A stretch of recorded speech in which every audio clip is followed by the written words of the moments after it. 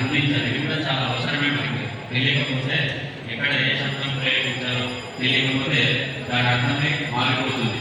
సకలం ఒక శబ్దం, సకలం అంటే అంతా అని అర్థం. సకలం సకలం దగ్గర శకలం అని ప్రయోగం చేశారు. శకలాలంటే విమాన ప్రమాణం జరిగింది, శకలాలు భూమిపై పడ్డాయి అని అంటారు. శకలాలంటే పునకలు, ముక్కలు అని అనేటువంటి అర్థం వస్తుంది. కాబట్టి ఈ వ్యాకరణ శాస్త్రం కూడా అవసరం. దాన్ని అందించారు 3 శాస్త్రాలు అందించినటువంటి మహానుభావులు పతంజలి మహర్షి గారు.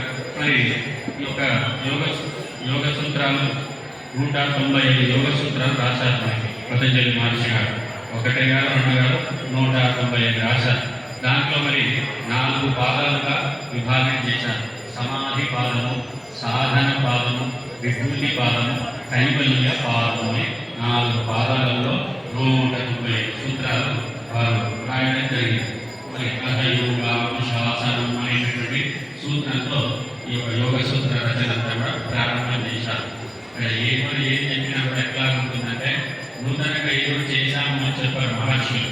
ఆయన పూర్వం నుంచి ఏదైతే వస్తుందో దానిని మీకు అందిస్తున్నాము అని చెప్తారు. ఇప్పుడు ఇటీవలి కాలం వాళ్ళు ఏం చేస్తారంటే అన్ని నూతనంగా ఏదో మేము ఏర్పాటు చేస్తున్నాం, ఒక మతాన్ని, ఒక వాదాన్ని, అన్నింటినీ కూడా మేము సృష్టిస్తున్నాము అనేటటువంటి భావన ఉంటుంది. మన సనాతన